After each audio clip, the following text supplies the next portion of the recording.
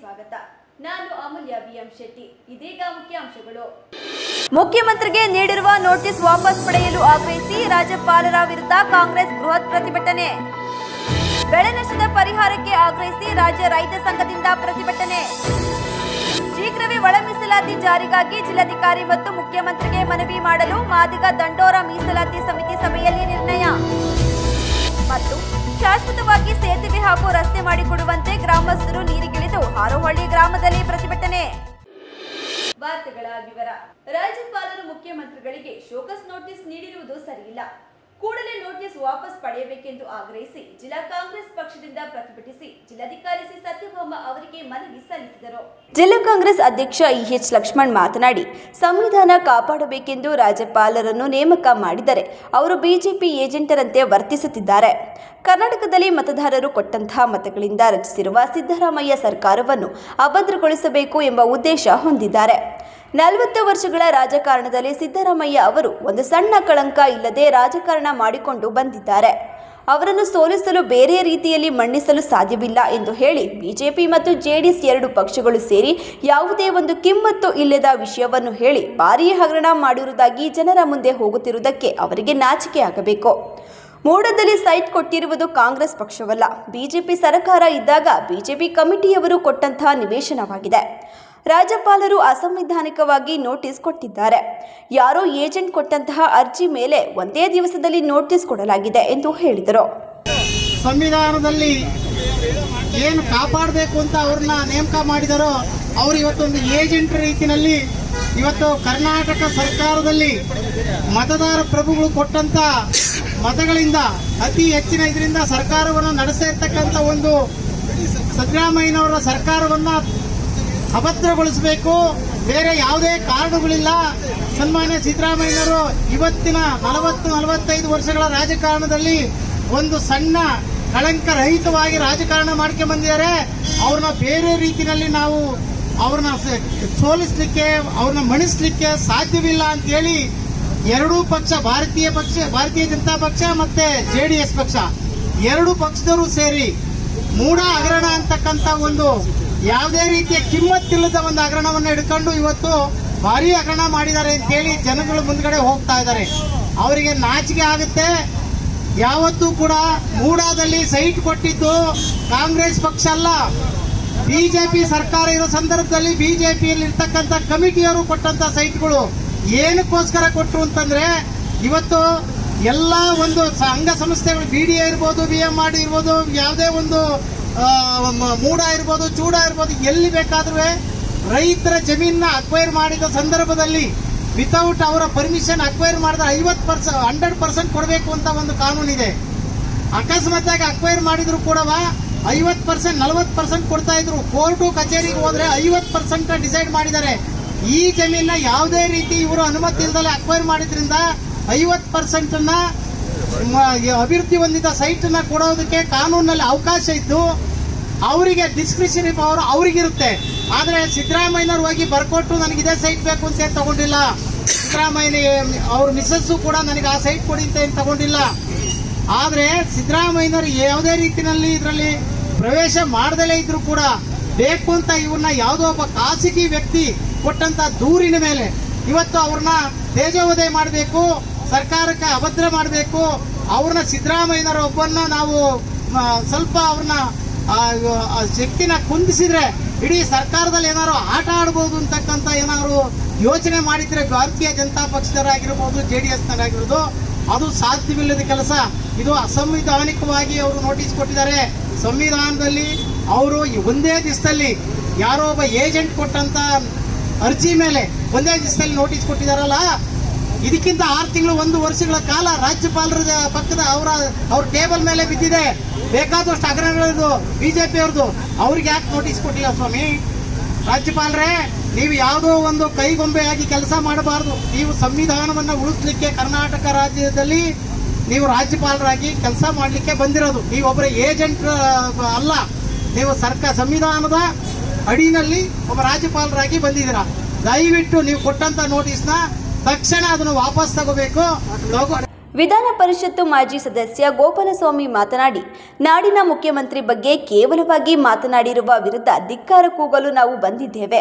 ಶಾಸಕರಾದ KM ಶಿವಲಿಂಗೇಗೌಡರು ಹೇಳಿರುವಂತೆ ನಾಡಿನಲ್ಲಿ ರಕ್ತಕ್ರಾಂತಿ ಆದರೂ ಆಶ್ಚರ್ಯ ಪಡಬೇಕಾಗಿಲ್ಲ.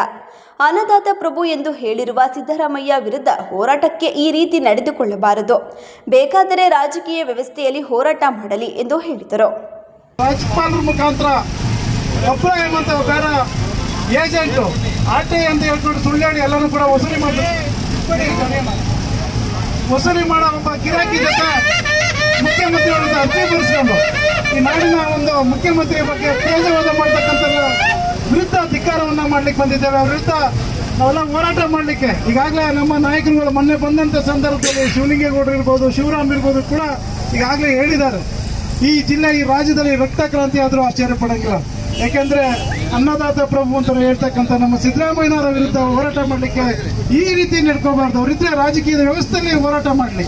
ಆದ್ರೆ ಕೇಂದ್ರ ಸರ್ಕಾರ ಮೋದಿಯವರ ಮತ್ತು ಅಮಿತ್ ಶಾ ಅವರ ಮಾರ್ಗದರ್ಶನದಲ್ಲಿ ಏನು ಹೋರಾಟ ಮಾಡಕ್ಕೆ ಹೊರಟಿದ್ದಾರೆ, ಈ ಒಂದು ಪ್ರಜಾಪ್ರಭುತ್ವವನ್ನು ಕಗ್ಗೊಲೆ ಮಾಡ್ಲಿಕ್ಕೆ ಹೊರಟಿದ್ದಾರೆ. ಅವ್ರ ವಿರುದ್ಧ ಧಿಕ್ಕಾರ ಮಾಡ್ಲಿಕ್ಕೆ ನಾವೆಲ್ಲ ಕೂಡ ಕಾಂಗ್ರೆಸ್ ಮುಖಂಡರಾದ ಬನವಾಸೆ ರಂಗಸ್ವಾಮಿ ಮಾತನಾಡಿ, ರಾಜ್ಯ ಕಂಡ ಶ್ರೇಷ್ಠ ರಾಜಕಾರಣಿ ಹಾಗೂ ಜನಪ್ರಿಯ ಮುಖ್ಯಮಂತ್ರಿಗಳಾದಂತಹ ಸಿದ್ದರಾಮಯ್ಯ ಅವರ ಮೇಲೆ ರಾಜ್ಯಪಾಲರು ನೋಟಿಸ್ ಅನ್ನು ನೀಡಿದ್ದಾರೆ. ಇದನ್ನು ಖಂಡಿಸಿ ಕಾಂಗ್ರೆಸ್ ಪಕ್ಷದಿಂದ ಪ್ರತಿಭಟನೆ ಹಮ್ಮಿಕೊಂಡಿದ್ದೇವೆ. ರಾಜ್ಯಪಾಲರ ಹುದ್ದೆ ಎಂದರೆ ಸಂವಿಧಾನಿಕ ಹುದ್ದೆಯನ್ನು ದುರ್ಬಳಕೆ ಮಾಡಿಕೊಂಡು ರಾಜ್ಯಪಾಲರು ಮುಖ್ಯಮಂತ್ರಿಗಳಿಗೆ ನೋಟಿಸ್ ಕೊಡುವ ಕೆಲಸ ಮಾಡಿರುವ ನಡೆ ಖಂಡನೀಯ ಎಂದು ಹೇಳಿದರು. ಈ ರಾಜ್ಯ ಕಂಡ ಶ್ರೇಷ್ಠ ರಾಜಕಾರಣಿ, ಈ ರಾಜ್ಯದ ಜನಪ್ರಿಯ ಮುಖ್ಯಮಂತ್ರಿಗಳಂತ ಸಿದ್ದರಾಮಯ್ಯ ಅವರ ಮೇಲೆ ಏನು ಘನವೆತ್ತ ರಾಜ್ಯಪಾಲರು ನೋಟಿಸ್ ಅನ್ನ ನೀಡಿದ್ದಾರೆ, ಇದನ್ನ ಖಂಡಿಸಿ ಇವತ್ತೆಲ್ಲ ನಮ್ಮ ಒಂದು ಜಿಲ್ಲೆಯ ಮುಖಂಡರು, ಕಾರ್ಯಕರ್ತರು, ಬಂಧುಗಳು ಎಲ್ಲರೂ ಕೂಡ ಇವತ್ತು ಪ್ರತಿಭಟನೆಯನ್ನು ಹಮ್ಮಿಕೊಂಡಿದ್ದೇವೆ. ಪ್ರತಿಭಟನೆ ಯಶಸ್ವಿಯಾಗಿದೆ. ಇದರ ಇವತ್ತಿನ ಉದ್ದೇಶ ಏನಂತ ಹೇಳಿದ್ರೆ, ಏನು ಸಂವಿಧಾನಿಕ ಹುದ್ದೆ ರಾಜ್ಯಪಾಲರ ಹುದ್ದೆ ಇದೆ, ಅದನ್ನ ದುರ್ಬಳಕೆಯನ್ನ ಮಾಡಿಕೊಂಡು ರಾಜ್ಯಪಾಲರು ನೋಟಿಸ್ ಕೊಡುವಂತದ್ದನ್ನ ಮಾಡಿದ್ದಾರೆ. ಅದು ಅವರ ನಡೆ ಖಂಡನಾರ್ಹ ಅಂತೇಳಿ ಆ ನಡೆಯನ್ನ ಖಂಡಿಸಿ ನಾವೆಲ್ಲರೂ ಕೂಡ ಉಗ್ರ ರೂಪ ಒಂದು ಪ್ರತಿಭಟನೆಯನ್ನ ಮಾಡ್ತಾ ಇದ್ದೇವೆ. ಪ್ರತಿಭಟನೆಯಲ್ಲಿ ಕೆಪಿಸಿಸಿ ರಾಜ್ಯ ಪ್ರಧಾನ ಕಾರ್ಯದರ್ಶಿ HK ಮಹೇಶ್, ಮುಖಂಡರಾದ HK ಜವರೇಗೌಡ, ಜಿಲ್ಲಾ ಪ್ರಚಾರ ಸಮಿತಿ ಅಧ್ಯಕ್ಷ ದೇವರಾಜೇಗೌಡ, ಕಾಂಗ್ರೆಸ್ ಮುಖಂಡರಾದ ಬನವಾಸೆ ರಂಗಸ್ವಾಮಿ, ಜಿಲ್ಲಾ ಕುರುಬರ ಸಂಘದ ಅಧ್ಯಕ್ಷ ಪಟೇಲ್ ಶಿವಣ್ಣ, ಯೂತ್ ಕಾಂಗ್ರೆಸ್ ಅಧ್ಯಕ್ಷ ರಂಜಿತ್ ಗೊರೂರು, ಮಾಜಿ ಶಾಸಕ CS ಪುಟ್ಟೇಗೌಡ, ಗೌಡಗೆರೆ ಪ್ರಕಾಶ್, ತಾರಾ ಚಂದನ್ ಉಪಸ್ಥಿತರಿದ್ದರು. ತುಂಡು ಭೂಮಿಗಾಗಿ ಮತ್ತು ಬೆಳೆ ನಷ್ಟದ ಪರಿಹಾರವನ್ನು ರೈತರಿಗೆ ನೀಡುವಂತೆ ಸರ್ಕಾರದ ವಿರುದ್ಧ ರಾಜ್ಯ ರೈತ ಸಂಘದ ರಾಜ್ಯಾಧ್ಯಕ್ಷ ಕೋಡಿಹಳ್ಳಿ ಚಂದ್ರಶೇಖರ್ ನೇತೃತ್ವದಲ್ಲಿ ರೈತರು ಪ್ರತಿಭಟಿಸಿ ಜಿಲ್ಲಾಡಳಿತಕ್ಕೆ ಮನವಿ ಸಲ್ಲಿಸಿದರು. ಮಾಧ್ಯಮದೊಂದಿಗೆ ಕೋಡಿಹಳ್ಳಿ ಚಂದ್ರಶೇಖರ್ ಮಾತನಾಡಿ, ಇದು ರಾಜಕೀಯ ಸಭೆಯಲ್ಲ. ರೈತರ ಬದುಕಿನ ಸಂಕಷ್ಟಗಳನ್ನು ಸರ್ಕಾರಕ್ಕೆ ತಿಳಿಸಲು ರೈತರು ಹೋರಾಟಕ್ಕೆ ಇಳಿದಿದ್ದಾರೆ. ಮಲೆನಾಡು ಪ್ರದೇಶದಲ್ಲಿ ಅತಿ ಹೆಚ್ಚು ಮಳೆ ಬಿದ್ದು ಬೆಳೆದ ಬೆಳೆ ನೀರು ಪಾಲಾಗಿ ರೈತರು ನಷ್ಟಕ್ಕೆ ಒಳಗಾಗಿದ್ದಾರೆ. ಇದಕ್ಕೆ ಸರಿಯಾಗಿ ಸರ್ಕಾರದಿಂದ ಸ್ಪಂದನೆ ಸಿಗುತ್ತಿಲ್ಲ. ರೈತರು ಅನೇಕ ಸಮಸ್ಯೆಗಳನ್ನು ತೆಗೆದುಕೊಂಡು ಮನವಿ ಮಾಡಲು ಬಂದಿದ್ದಾರೆ. ಭೂಮಿಯನ್ನು ಉಳಿಸಿಕೊಡಬೇಕು ಎಂದು ಹೇಳಿದರು. ಇದು ರಾಜಕೀಯ ಸಭೆ ಅಲ್ಲ, ಇದು ರೈತರ ಬದುಕಿನ ಸಂಕಷ್ಟಗಳನ್ನ ಸರ್ಕಾರಕ್ಕೆ ಹೇಳಲಿಕ್ಕೆ ರೈತರೆಲ್ಲ ಇಷ್ಟು ದೊಡ್ಡ ಸಂಖ್ಯೆಯಲ್ಲಿ ಬಂದಿದ್ದಾರೆ. ಅತಿ ಹೆಚ್ಚು ಮಳೆ ಬಿದ್ದಿದೆ. ಮಲೆನಾಡು ಪ್ರದೇಶದಲ್ಲಿ ತುಂಬ ನಷ್ಟಕ್ಕೆ ಒಳಗಾಗಿದ್ದಾರೆ ರೈತರು. ಅದಕ್ಕೆ ಸರಿಯಾದ ಸರ್ಕಾರದ ಸ್ಪಂದನೆ ಇಲ್ಲ. ಎರಡನೇದಾಗಿ ಈ ಪ್ರದೇಶದಲ್ಲಿ ತೆಂಗು ಬೆಳೆ ಅತಿ ಹೆಚ್ಚು ಬೆಳೀತಾರೆ. ಜಿಲ್ಲೆಯಲ್ಲಿ ತೆಂಗಿನ ಬೆಲೆ 9-8 ರೂಪಾಯಿಗೆ ಬಂದು ನಿಂತಿದೆ. ಹಾಗಾಗಿ ರೈತರ ಅನೇಕ ಸಮಸ್ಯೆಗಳನ್ನು ತಗೊಂಡು ಇಲ್ಲಿ ಬಂದಿದ್ದಾರೆ. ಮತ್ತೆ ರೈತರು ಅರಣ್ಯ ಅಥವಾ ಕಂದಾಯ ಇತರೆ ಭೂಮಿಗಳನ್ನ ಉಳುಮೆ ಮಾಡ್ತಾ ಇದ್ದಾರೆ. ಫಾರೆಸ್ಟ್ ಇಲಾಖೆಯವರು ಪದೇ ಪದೇ ಕಿರುಕುಳ ಕೊಟ್ಟಿದ್ದಾರೆ. ಈ ಎಲ್ಲ ವಿಷಯಗಳನ್ನ ಸರ್ಕಾರಕ್ಕೆ ಹೇಳಲಿಕ್ಕೆ ಮತ್ತು ಸರ್ಕಾರವನ್ನ ಜಾಗೃತಿ ಮಾಡಲಿಕ್ಕೆ ಈ ಸಂದೇಶವನ್ನ ತಗೊಂಡ್ಬಂದಿದ್ದಾರೆ. ಹಾಗಾಗಿ ಇದನ್ನ DC ಅವ್ರ ಮೂಲಕ ಮುಖ್ಯಮಂತ್ರಿಗೆ ಕಳಿಸಿದ್ದಾರೆ. ಪ್ರತಿಭಟನೆಯಲ್ಲಿ ರೈತ ಸಂಘದ ರಾಜ್ಯ ಉಪಾಧ್ಯಕ್ಷ ಆನೆಕೆರೆ ರವಿ, ಜಿಲ್ಲಾಧ್ಯಕ್ಷ ಬಾಬು, ರಾಜ್ಯ ಸಂಚಾಲಕ ಮೊಹಮ್ಮದ್ ಸಾದಿಕ್, ಜಿಲ್ಲಾ ಪ್ರಧಾನ ಕಾರ್ಯದರ್ಶಿ ಜಯರಾಮ್, ಶಿವರಾಮೇಗೌಡ ಉಪಸ್ಥಿತರಿದ್ದರು. ಶೀಘ್ರವೇ ಒಳ ಮೀಸಲಾತಿ ಜಾರಿ ಮಾಡಬೇಕೆಂದು ಜಿಲ್ಲಾಧಿಕಾರಿಗಳಿಗೆ ಮತ್ತು ಮುಖ್ಯಮಂತ್ರಿಗಳಿಗೆ ಮನವಿ ಸಲ್ಲಿಸಲು ಮಾದಿಗ ದಂಡೋರ ಸಮಿತಿಯಿಂದ ತೀರ್ಮಾನಿಸಲಾಯಿತು. ಬಿಎಸ್ಪಿ ರಾಜ್ಯ ಉಪಾಧ್ಯಕ್ಷ ಹಾಗೂ ವಕೀಲರಾದ ಗಂಗಾಧರ್ ಬಹುಜನ್ ಸಭೆಯನ್ನ ಉದ್ದೇಶಿಸಿ ಮಾತನಾಡಿದ ಅವರು, ಪರಿಶಿಷ್ಟ ಜಾತಿಗಳಲ್ಲಿನ ಹೊಲ ಮೀಸಲಾತಿಗಾಗಿ ಹಿರಿಯರು ಹೋರಾಟ ಮಾಡಿದ ಹಿನ್ನೆಲೆಯಲ್ಲಿ ಒಂದು ಹಂತಕ್ಕೆ ತಲುಪಿದೆ. ಅತಿ ಹೆಚ್ಚು ಪರಿಶಿಷ್ಟ ಜಾತಿಯವರು ಇರುವ ಪಂಜಾಬಿನಲ್ಲಿ 1975ನೇ ಇಸವಿಯಲ್ಲಿ ಈ ಹೋರಾಟ ಪ್ರಾರಂಭವಾಗುತ್ತದೆ. ಅಲ್ಲಿನ ಸರ್ಕಾರ ಒಳ ಮೀಸಲಾತಿಯ ವರ್ಗೀಕರಣ ಮಾಡಿ ಪರಿಶಿಷ್ಟ ಜಾತಿಗಳಿಗೆ ಚಾಲನೆ ಕೊಡುವ ಕೆಲಸ ಮಾಡಿರುವುದು ಪಂಜಾಬ್ ರಾಜ್ಯ. ಇದನ್ನೇ ಅನುಸರಿಸಿ ಮುಂದುವರಿಸಿರುವುದು ಹರಿಯಾಣ ರಾಜ್ಯ. ಈ ಎರಡೂ ರಾಜ್ಯಗಳ ಪ್ರೇರಣೆ ಪಡೆದುಕೊಂಡು ಆಂಧ್ರಪ್ರದೇಶದಲ್ಲಿ ಈ ಕೂಗು ಹಬ್ಬಿದೆ. ಹರಿಯಾಣದಿಂದ ಪ್ರೇರಣೆ ಹೊಂದಿರುವುದು ಕರ್ನಾಟಕದವರು. ಈ ಹೋರಾಟಕ್ಕೆ ಸಾಮಾಜಿಕ ಹೋರಾಟಗಾರರು, ದಲಿತ ಸಮಿತಿ, ರಾಜಕೀಯ ಮುಖಂಡರು, ರಾಜಕೀಯ ಪಕ್ಷದವರು ಎಲ್ಲರೂ ಕೂಡ ಕಷ್ಟಪಟ್ಟು ಸಹಕರಿಸಿದ್ದಾರೆ. ಈ ವಿಚಾರವಾಗಿ ಚಳುವಳಿ ಒಂದೇ ಅಲ್ಲ, ರಕ್ತ ಕೂಡ ಸುರಿಸಿದೆ. ಇವೆಲ್ಲ ಹೋರಾಟದ ಪ್ರತಿಫಲ. ಒಳ ಮೀಸಲಾತಿ ತೀರ್ಪು ಹೊರಬಂದಿದೆ. ತೀರ್ಪು ಕೊಡುವ ಸಂದರ್ಭದಲ್ಲಿ ಅಂತಿಮವಾಗಿ ನಿರ್ಧಾರಕ್ಕೆ ಬರುವ ವೇಳೆ ಒಂದು ರೀತಿಯ ಸಣ್ಣ ತೊಡಕು ಮಾಡಿದೆ. ಅದನ್ನು ದಾಟುವುದು ಹೇಗೆ ಎಂಬುದು ಒಂದು ರೀತಿಯ ಕಾನೂನಾತ್ಮಕವಾದ ಸವಾಲು ಆಗಿದೆ. ಒಳ ಮೀಸಲಾತಿ ವರ್ಗೀಕರಣ ಮೀಸಲಾತಿ ವಿಚಾರ ಏನಿದೆ ಇದನ್ನು ಹೈಕೋರ್ಟ್ ಒಪ್ಪಿಕೊಳ್ಳುತ್ತದೆ. ಇದರ ಅನುಷ್ಠಾನ ಏನಿದೆ ಅದರ ಜವಾಬ್ದಾರಿಯನ್ನ ಆಯಾ ರಾಜ್ಯಗಳಿಗೆ ಮತ್ತು ಕೇಂದ್ರಾಡಳಿತ ಪ್ರದೇಶಗಳಿಗೆ ವಹಿಸುತ್ತದೆ. ಕಾಯ್ದೆ ಕಾನೂನು ಮಾಡುವ ಅಧಿಕಾರ ರಾಜ್ಯ ಸರ್ಕಾರಗಳಿಗಿಲ್ಲ. ಇದನ್ನ ಏನಿದ್ದರೂ ಕೇಂದ್ರವೇ ಮಾಡಬೇಕು. ಆರ್ಟಿಕಲ್ 340, 341ನಲ್ಲಿ ಅದು ಕೇಂದ್ರ ಸರ್ಕಾರವೇ ಮಾಡಬೇಕು, ರಾಜ್ಯ ಸರ್ಕಾರ ಮಾಡುವಾಗಿಲ್ಲ ಎಂದು ರದ್ದುಗೊಳಿಸಲಾಗಿತ್ತು.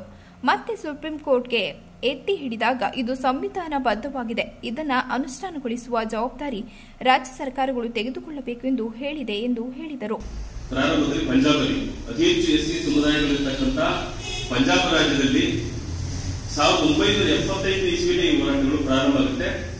ಸೊ ಅಲ್ಲಿ ಸರ್ಕಾರ ಒಳ ಮೀಸಲಾತಿ ವರ್ಗೀಕರಣವನ್ನು ಮಾಡಿ ಪರಿಶಿಷ್ಟ ಸಮುದಾಯಗಳಿಗೆ ಅದರ ಫಲವನ್ನು ಕೊಡ್ತಕ್ಕಂಥ ಕೆಲಸವನ್ನ ಮೊಟ್ಟಮೊದಲ ಇಡೀ ದೇಶದಲ್ಲಿ ಮಾಡಿದ್ದು ಪಂಜಾಬ್ ರಾಜ್ಯ. ಸೊ ಇದನ್ನೇ ಅನುಸರಿಸಿ ಮುಂದುವರಿಸಿದ್ದು ಹರಿಯಾಣ ರಾಜ್ಯ. ಸೊ ಈ ಎರಡು ರಾಜ್ಯಗಳ ಪ್ರೇರಣೆ ಪಡ್ಕೊಂಡಂತ ಆಂಧ್ರ ಪ್ರದೇಶದಲ್ಲಿ ಈ ಕೂಗು ಎದ್ದಿರುತ್ತೆ. ಕೆಲವರಿಗೆ ಗೊತ್ತಿಲ್ಲ, ಈಗ ಹುಟ್ಕೊಂಡಿದ್ದೆ ಆಂಧ್ರದಲ್ಲಿ ಅಂತ ಹುಟ್ಕೊಳ್ತಾರೆ. ಇಲ್ಲ, ಇದು ಪಂಜಾಬಲ್ಲಿ ಹುಟ್ಟಿತ್ತು. ಪಂಜಾಬಿಂದ ಹರಿಯಾಣಕ್ಕೆ ಬಂದು ಹರಿಯಾಣದಿಂದ ಅನಂತರದಲ್ಲಿ ಇದರಿಂದ ಪ್ರೇರಣೆ ಮಾತಿಕವರು ಅನ್ನೋದ್ರಲ್ಲಿ ಯಾವುದೇ ಎಳ್ಳಷ್ಟು ನಮಗೆ ಸಂಶಯ ಬೇಕಿಲ್ಲ. ಇದಕ್ಕೆ ಬೇರೆ ಎಲ್ಲರೂ ಕೂಡ ಸಾಮಾಜಿಕ ಸಂಘಟನೆಗಳು, ಹೋರಾಟಗಾರರು, ದಲಿತ ಸಂಘರ್ಷ ಸಮಿತಿ, ರಾಜಕೀಯ ಮುಖಂಡರು, ರಾಜಕೀಯ ಪಕ್ಷಗಳು ಎಲ್ಲವೂ ಕೂಡ ಸಪೋರ್ಟ್ ಮಾಡಿದ್ದಾರೆ. ಸೊ ಈ ಒಂದು ಸಂದರ್ಭದಲ್ಲಿ ಆಂಧ್ರ ಸರ್ಕಾರ ಈ ಒಂದು ಒಳ ಮೀಸಲಾತಿ ತರಬೇಕು ಅಂತೇಳಿ ಹೊರಟಂತ ಸಂದರ್ಭದಲ್ಲಿ 1998-96ರಲ್ಲಿ ನ್ಯಾಯಮೂರ್ತಿ ರಾಮಚಂದ್ರ ಅವರ ಒಂದು ವರದಿಯನ್ನು ಆಧರಿಸಿ ಕ್ಯಾಬಿನೆಟ್ ಡಿಸೈಡ್ ಆಗಿರುತ್ತೆ, ನಾವು ಒಳ ಮೀಸಲಾತಿ ಕೊಡ್ತೀವಿ. ಸೊ ಇದರ ವಿರುದ್ಧವಾಗಿ ಚೆನ್ನೈ ಹೈಕೋರ್ಟ್ಗೆ ಹೋಗ್ತಾರೆ. ಆಂಧ್ರ ಹೈಕೋರ್ಟ್ಗೆ ಹೋದಂತ ಸಂದರ್ಭದಲ್ಲಿ ಸೊ ಈ ಆಂಧ್ರ ಹೈಕೋರ್ಟ್ ಈ ಕಾಯ್ದೆಯನ್ನು ರದ್ದುಗೊಳಿಸುತ್ತೆ. ಸೊ ಇದರ ಒಂದು ಇದನ್ನ ತೆಗೆದುಕೊಂಡು ಸುಪ್ರೀಂ ಕೋರ್ಟ್ಗೆ ಚೆನ್ನೈ ಅವರು ಹೊರಡುತ್ತಾರೆ. ಸೊ ಇಲ್ಲಿ ಸಾಕಷ್ಟು ಹೋರಾಟಗಳು, ದಶಕಗಳ ಕಾಲ ಇದರ ಬಗ್ಗೆ ಚರ್ಚೆಗಳು, ಮತ್ತೆ ಒತ್ತಡ ಗುಂಪುಗಳು ಒಂದು ಪೋಸಿಬಲ್ ಆಗಿ ಇದು ಬೇಕು ಅಂತಕ್ಕಂಥದ್ದು ಬರೀ ದೇವರು ಮಾತ್ರ ಸೂಚಿಸಿಲ್ಲ, ರಕ್ತನೂ ಕೂಡ ಈ ಚಳುವಳಿಯೊಳಗೆ ಸೂಚಿಸಿದ್ದಾರೆ ಅಂತಕ್ಕಂಥದ್ದು ನಮ್ಮೆಲ್ಲರಿಗೂ ಗೊತ್ತಿದೆ. ಸೊ ಇದರ ಒಂದು ಪ್ರತಿಫಲವಾಗಿ ಮೊನ್ನೆ ಈ ಒಂದು ಜಡ್ಜ್ಮೆಂಟ್ ಬಂದಿದೆ.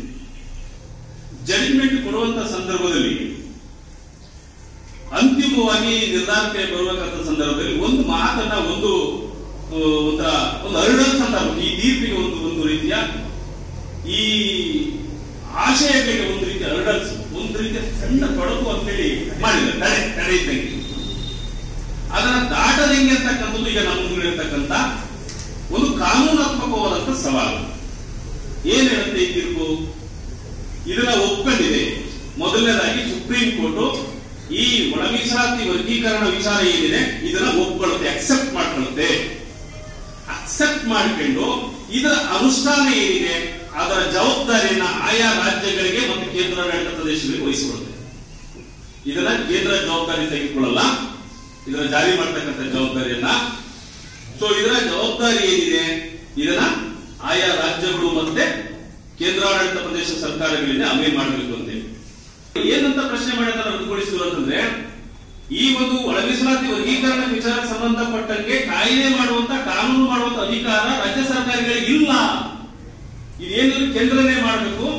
ಆರ್ಟಿಕಲ್ 341ನಲ್ಲಿ ಅದು ಸುಪ್ರೀಂ ಕೇಂದ್ರ ಸರ್ಕಾರನೇ ಮಾಡಬೇಕು, ಅದು ರಾಜ್ಯ ಸರ್ಕಾರ ಮಾಡಂಗಿಲ್ಲ ಅಂತೇಳಿ ರದ್ದುಗೊಳಿಸಿತ್ತು.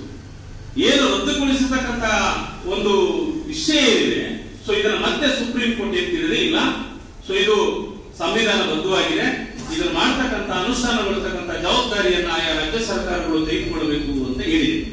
ಸಭೆಯಲ್ಲಿ ಮಾದಿಗ ತಂಡೂರ ಜಿಲ್ಲಾಧ್ಯಕ್ಷ ಟಿಆರ್ ವಿಜಯಕುಮಾರ್, ವಕೀಲ ರಾಜೇಶ್, ದಲಿತ ಸಂಘರ್ಷ ಸಮಿತಿ ರಾಜ್ಯ ಸಂಚಾಲಕ ಎಂ ಸೋಮಶೇಖರ್, ರಾಜ್ಯ ಸಂಘಟನಾ ಸಂಚಾಲಕ ಅಂಬೂಗ ಮಲ್ಲೇಶ್, ಹಿರಿಯ ಮುಖಂಡ H K Sandesh, K Eerappa, Rangappa, Devaraju, Ramesh, Satish, Praveen, Chikkanna, N D Sali, Veerabhadrappa, Javakal Indresh, Halebeedu Byresh, Krishnadas, H P Shankar, Raju, K T Shivaprasad, Suvarna, Rajesh, G O Mahantappa ಉಪಸ್ಥಿತರಿದ್ದರು.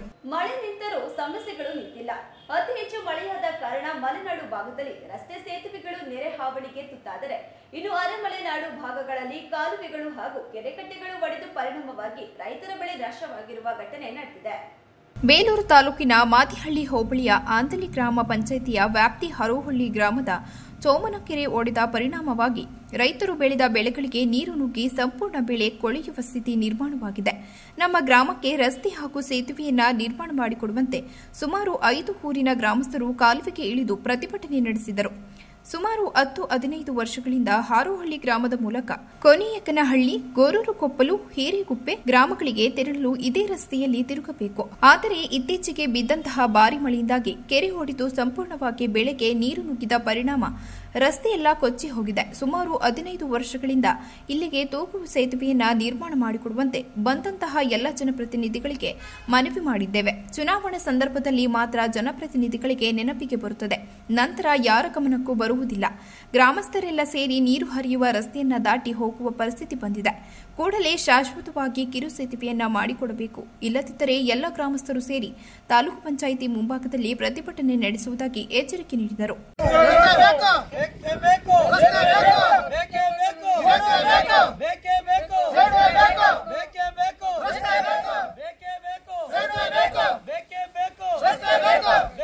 ಈ ಸಂದರ್ಭದಲ್ಲಿ ಗ್ರಾಮಸ್ಥರಾದ ರಮೇಶ್, ದ್ಯಾವಪ್ಪ, ರವಿ, ಪುಟ್ಟಯ್ಯ, ಸಂಪತ್, ಜಗದೀಶ್, ಕಿರಣ್, ರಘು, ಗೌರಯ್ಯ, ಕುಮಾರ್, ವಿನಯ್, ಶೇಖರ್, ರಾಮಯ್ಯ, ಅಭಿಷೇಕ್, ಮಹೇಶ್, ಪರಮೇಶ್, ಆಚಾರ್, ಸ್ವಾಮಿ ಹಾಜರಿದ್ದರು. ಕಟ್ಟೆಪುರ ಅಣೆಕಟ್ಟಿಗೆ ಶಾಸಕ ಎ ಮಂಜು ಬಾಗಿನ ಅರ್ಪಿಸಿ ಬಲದಂಡೆ ನಾಲೆ ಹಾಗೂ ಎಡದಂಡೆ ನಾಲೆಗೆ ನೀರು ಹರಿಸಲು ಚಾಲನೆ ನೀಡಿದರು.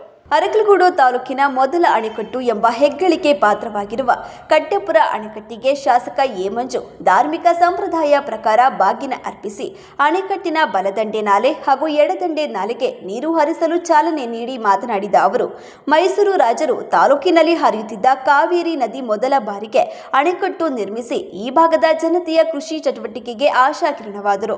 ಇದರ ಪರಿಣಾಮವಾಗಿ 8,973,000 ಹೆಕ್ಟೇರ್ ಪ್ರದೇಶದಲ್ಲಿ ವರ್ಷಪೂರ್ತಿ ಬೆಳೆ ಬೆಳೆದು ಸುಭಿಕ್ಷವಾಗಿ ರೈತರು ಜೀವನ ನಡೆಸುತ್ತಿದ್ದಾರೆ ಎಂದ ಅವರು, ರೈತಾಪಿ ವರ್ಗದವರು ತಮ್ಮ ತಮ್ಮ ಗ್ರಾಮದಲ್ಲಿ ಮನೆಗಳ ಮುಂದೆ ಸ್ವಚ್ಛತೆಯನ್ನು ಕಾಪಾಡಿಕೊಳ್ಳಲು ಮನಸ್ಸು ಮಾಡಬೇಕು ಎಂದು ಹೇಳಿದರು. ಇವತ್ತು ಕಟ್ಟೆಪುರದಲ್ಲಿ ಪಂಚಾಯಿತಿಯ ಅಧ್ಯಕ್ಷರ ಸಮ್ಮುಖದಲ್ಲಿ ನಮ್ಮ ಕಾವೇರಿ ಇದರದ್ದು ಅಧ್ಯಕ್ಷ ಚೌಡೇಗೌಡರು ಮತ್ತು ಈ ಗ್ರಾಮದ ಎಲ್ಲ ಮುಖಂಡರುಗಳು ನಾನು ಎಲ್ಲ ಸೇರಿ ಭಾಗವನ್ನು ನಡೆಸಿ 2 ಕೆನಾಲ್ಗಳಿಗೂ ನೀರು ಬಿಡ್ತಕ್ಕಂಥದ್ದನ್ನು ಆರಂಭ ಮಾಡಿದ್ವಿ. ಸಾರ್ವಜನಿಕರು ನೀರಿಗೆ ಏನೇ ತೊಂದರೆ ಆಗಲ್ಲ, ನೀರನ್ನ ಮಿತಿಯಾಗಿ ಬಳಸಿರತಕ್ಕಂಥದ್ದು ರೈತರ ಜವಾಬ್ದಾರಿ ಆಗಬೇಕು. ಥೈಲ್ಯಾಂಡಿಗೆ ನೀರು ಹೋಗೋದಕ್ಕೆ ಅವಕಾಶ ಮಾಡಿಕೊಡ್ಬೇಕು. ಇವತ್ತು ಒಂದೊಂದು ಕಡೆ ಹೆಚ್ಚು ಕಡಿಮೆ ಎಲ್ಲ ತೂಬು ಹತ್ತೊಂಬ ನೀರು ಬಿಡ್ತೀವಿ, ಥೈಲ್ಯಾಂಡ್ಗಳಿಗೆ ನೀರು ತಲುಪ್ತದೆ. ಬಹುಶಃ ಇದು ನಮ್ಮ ಪುಣ್ಯ. ಇದು ಮೊದಲನೇ ಅಣೆಕಟ್ಟು ಕಾವೇರಿಗೆ ಮಹಾರಾಜರ ಕಾಲದಲ್ಲಿ ಕಟ್ಟಿದಂಥ ಅಣೆಕಟ್ಟು. ಇವತ್ತು ನಮ್ಮ ಈ ಭಾಗದ ಜನ ಯಾರಿಗೂ ಬರ ಆದರೂ ನಮ್ಮ ಈ ಭಾಗದ ಜನರಿಗೆ ಯಾವತ್ತೂ ಅನ್ನದ ಬರ ಆಗಿಲ್ಲ. ಭತ್ತ ಬೆಳೀತಕ್ಕಂಥ ದಿನಗಳನ್ನು ನಾವು ನೋಡಿದ್ವಿ. ಅದಕ್ಕೆ ನಾವು ಇವತ್ತು ಮಹಾರಾಜರನ್ನ ಇವತ್ತು ನಾವೆಲ್ಲ ನಾವು ನೆನೆಸ್ಕೋಬೇಕು. ಬಹುಶಃ ಇದು ಉಪಯೋಗ ಅವ್ರಿಗೆಲ್ಲ ಆಗಲಿ. ಸಾರ್ವಜನಿಕರು ಸಣ್ಣ ಪುಟ್ಟ ಮನೆ ಮುಂದೆ ಈ ರಸ್ತೆಗಳು ಚರಂಡಿ ಬರಂಡಿ ಇದ್ದರೆ ಸಾರ್ವಜನಿಕರು ಅದನ್ನು ತಾವು ಮನೆ ಮುಂದೆ ಮಾಡ್ಕೊಳತ್ತಂತ ಆಗಬೇಕು. ಎಲ್ಲ ಗ್ರಾಮ ಪಂಚಾಯತರೇ ಮಾಡ್ತಾರೆ, ಎಲ್ಲ MLAನೇ ಮಾಡ್ತಾರೆ ಅನ್ನೋದಕ್ಕಿಂತ ನಾವು ಊರಿನವರು ನಮ್ಮ ಮನೆ ಮುಂದೆ ಕ್ಲೀನ್ ಮಾಡಿಕೊಂಡ್ರೆ ಇವತ್ತು ಡೆಂಗು ಏನಿದೆ ಅದು ಬರೋದಿಲ್ಲ. ನೀವು ಪಂಚಾಯತಿಯವ್ರಿಗೆ ಏನಂತ ಇದ್ರೆ ಡೆಂಗು ನಮ್ಮನೆಯವ್ರಿಗೆ ಕಚ್ಚೋದಲ್ಲಿ ನಮ್ಮ ಮನೆ ಮುಂದೆ ನೀರು ನಿಲ್ದಂಗೆ ನಾವು ನೋಡ್ಕೊಳ್ತಕ್ಕಂಥದ್ದಾಗಬೇಕು. ಈಗಾಗಲೇ ಏರಿ ಮೇಲೆ ಇರತಕ್ಕಂಥ ಜಂಗಲ್ನ ತಕ್ಷಕ್ಕೆ ಮಾಡೋದಕ್ಕೆ ಈಗಲೇ ಸೂಚನೆ ಕೊಟ್ಟಿದ್ದೀನಿ. ಅವರು ಮಾಡ್ತಾರೆ ಅಂತಕ್ಕಂಥ ನಂಬಿಕೆ ಇದೆ. ದಯವಿಟ್ಟು ಸಾರ್ವಜನಿಕರು ಇವತ್ತು ಮಳೆ ಈ ಬಾರಿ ಉತ್ತಮವಾದಂಥ ಮಳೆ ಆಗಿರೋದ್ರಿಂದ ಎಲ್ಲರೂ ಈಗ ವ್ಯವಸಾಯಕ್ಕೆ ತೊಡಗಿಸ್ಕೊಂಡು ಉತ್ತಮವಾದಂಥ ಬೆಳೆಯನ್ನು ಬೆಳ್ಕೊಂಡು ನೇಮಕಾತಿಯಾದ ಸರ್ವರಿಗೂ ವಿದ್ಯಾರ್ಹತೆಯ ಆಧಾರದ ಮೇಲೆ ಹಾಗೂ ಸೇವಾ ಜ್ಯೇಷ್ಠತೆಯಿಂದ ಬಡ್ತಿ ನೀಡಲು ಆಗ್ರಹಿಸಿ ಕರ್ನಾಟಕ ರಾಜ್ಯ ಪ್ರಾಥಮಿಕ ಶಾಲಾ ಶಿಕ್ಷಕರ ಸಂಘದಿಂದ ಕ್ಷೇತ್ರ ಶಿಕ್ಷಣಾಧಿಕಾರಿಗಳ ಕಚೇರಿ ಮುಂದೆ ಪ್ರತಿಭಟನೆ ನಡೆಸಿದರು. ಪ್ರಾಥಮಿಕ ಶಾಲಾ ಶಿಕ್ಷಕರ ಸಂಘದ ಜಿಲ್ಲಾಧ್ಯಕ್ಷ ಅಣ್ಣಪ್ಪ ಮಾಧ್ಯಮದೊಂದಿಗೆ ಮಾತನಾಡಿ, ಅರ್ಹ ಪ್ರಾಥಮಿಕ ಶಾಲಾ ಶಿಕ್ಷಕರಿಗೆ 2016ರ ಪೂರ್ವದಂತೆ ಅರ್ಹತೆಯ ಆಧಾರದ ಮೇಲೆ ಪ್ರೌಢಶಾಲೆಗೆ ಬಡ್ತಿ ನೀಡುವುದು ಹಾಗೂ ಪ್ರಾಥಮಿಕ ಶಾಲಾ ಶಿಕ್ಷಕರಿಗೆ 2016ರ ಪೂರ್ವದಂತೆ ಮುಖ್ಯೋಪಾಧ್ಯಾಯ ಹಾಗೂ ಹಿರಿಯ ಮುಖ್ಯೋಪಾಧ್ಯಾಯರ ಹುದ್ದೆಗೆ ಸೇವಾ ಜ್ಯೇಷ್ಠತೆಯ ಆಧಾರದ ಮೇಲೆ ಬಡ್ತಿ ನೀಡಬೇಕು. ಕರ್ನಾಟಕ ರಾಜ್ಯದ ಪ್ರಾಥಮಿಕ ಶಾಲೆಗಳಲ್ಲಿ ಸುಮಾರು 1,88,532 ಶಿಕ್ಷಕರಲ್ಲಿ ಹಿರಿಯ ಮುಖ್ಯೋಪಾಧ್ಯಾಯರು, ಮುಖ್ಯೋಪಾಧ್ಯಾಯರು, ಸಹ ಶಿಕ್ಷಕರು, ವಿಶೇಷ ಶಿಕ್ಷಕರು ಕರ್ತವ್ಯ ನಿರ್ವಹಿಸುತ್ತಾ 1ರಿಂದ 7, 1ರಿಂದ 8ನೇ ತರಗತಿಗಳನ್ನು ಸಮರ್ಥವಾಗಿ ನಿರ್ವಹಣೆ ಮಾಡುತ್ತಾ NCTE ಹಾಗೂ ರಾಷ್ಟ್ರೀಯ ಶಿಕ್ಷಣ ನೀತಿಯ ಶಿಫಾರಸುಗಳಿಗೆ ಅನುಕೂಲವಾಗುವಂತೆ ರಾಜ್ಯದ ಪ್ರಾಥಮಿಕ ಶಾಲಾ ಶಿಕ್ಷಕರ ಹುದ್ದೆಯ ಪದನಾಮವನ್ನು ಬದಲಾಯಿಸಿ ಹೊಸ ವೃಂದ ಹಾಗೂ ವೃಂದ ಬಲವನ್ನು ನಿರ್ಧರಿಸುವ ಕುರಿತು ವಿಶೇಷ ರಾಜ್ಯ ಪತ್ರವನ್ನು ಹೊರಡಿಸಿದೆ.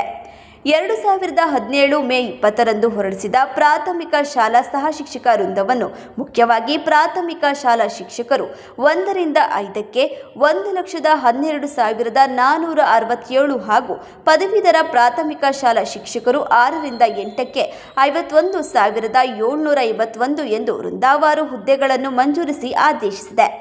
ತತ್ಪರಿಣಾಮವಾಗಿ 2016ಕ್ಕಿಂತ ಮೊದಲು 1ರಿಂದ 7, 1ರಿಂದ 8 ವೃಂದಕ್ಕೆ ನೇಮಕಾತಿಯಾದ ಎಲ್ಲ ಸಹ ಶಿಕ್ಷಕರು ಪ್ರಾಥಮಿಕ ಶಾಲಾ ಶಿಕ್ಷಕರು 1ರಿಂದ 5 ಎಂದು ಪರಿಗಣಿಸಿದ್ದು ಶಿಕ್ಷಕರಿಗೆ ತೀವ್ರ ಅನ್ಯಾಯವಾಗಿದೆ ಎಂದು ಹೇಳಿದರು.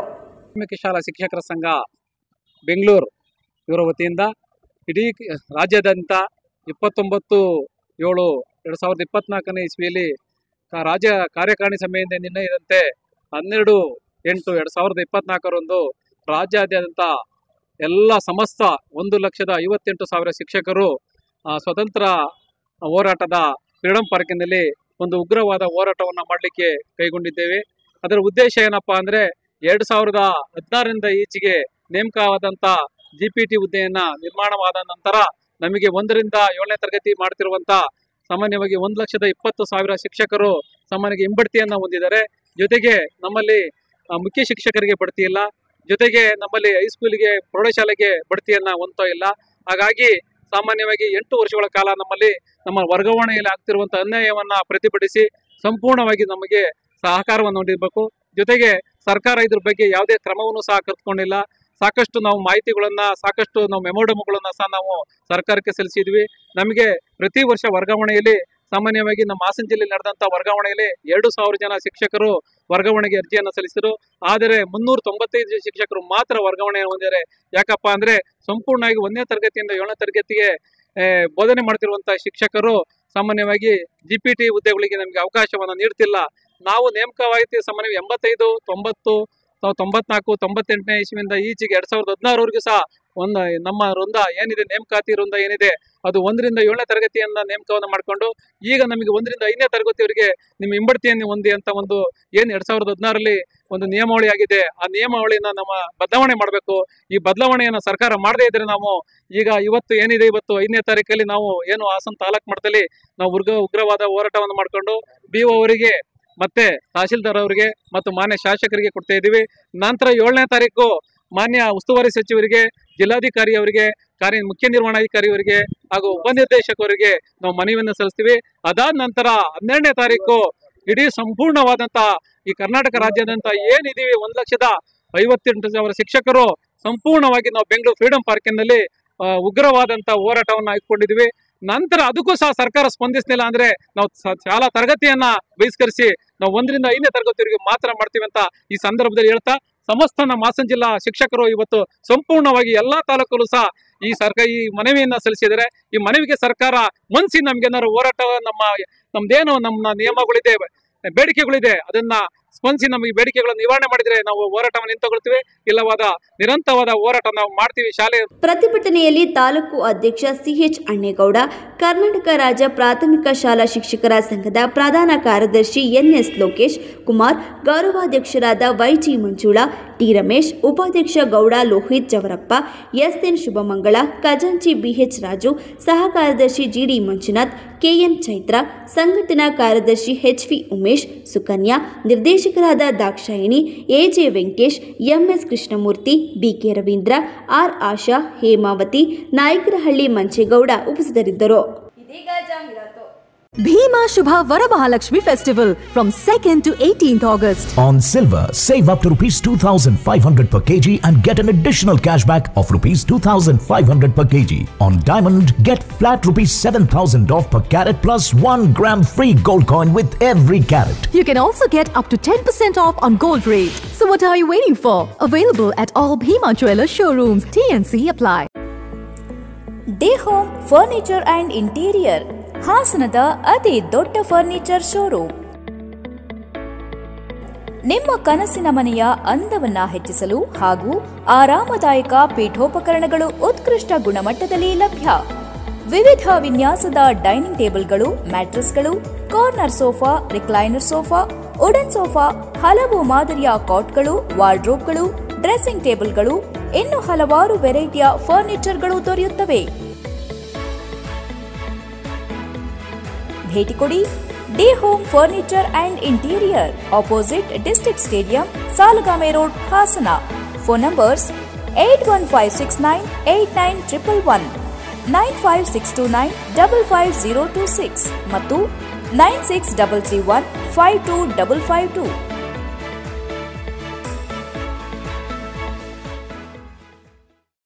ಪೂರ್ವಿಕಾದಲ್ಲಿ ಆಕರ್ಷಕ ಸೇಲ್ ಬಂದಾಯಿತು. ನಿಮಗೆ ಇಷ್ಟ ಇರೋ ಮೊಬೈಲ್ ಖರೀದಿಸಿ ಹಾಗೂ ಕಾಂಟೆಸ್ಟ್ ನಲ್ಲಿ ಭಾಗವಹಿಸಿ.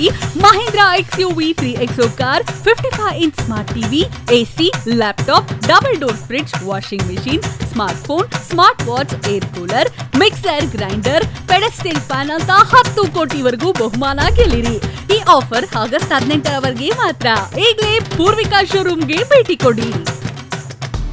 ಗೋಮತಿ ಕಲ್ಯಾಣ ಮಂಟಪ 12 ವಸಂತಗಳನ್ನು ಪೂರೈಸಿ 13ನೇ ವರ್ಷಕ್ಕೆ ಪಾದಾರ್ಪಣೆ ಮಾಡುತ್ತಿರುವ ಗೋಮತಿ ಕಲ್ಯಾಣ ಮಂಟಪವನ್ನ ಹೊಚ್ಚ ಹೊಸ ರೂಪದಲ್ಲಿ ನಿಮ್ಮ ಮುಂದೆ ಪ್ರಸ್ತುತಪಡಿಸುತ್ತಿದ್ದೇವೆ.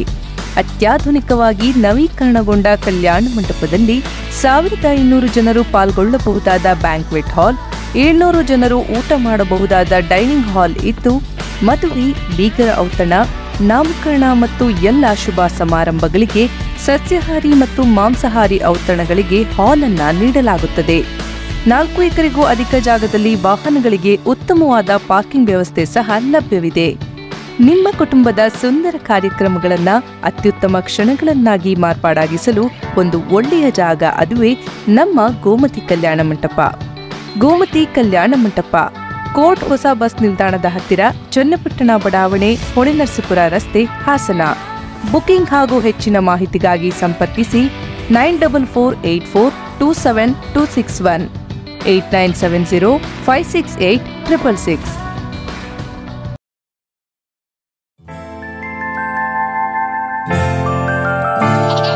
ನಗುವಿರಲಿ ಮನೆಯಲ್ಲಿ, ಮಗುವಿರಲಿ ಮಡಿಲಲ್ಲಿ, ತುಂಬಿರಲಿ ಸಂತಸ ಎಲ್ಲೆಲ್ಲೋ.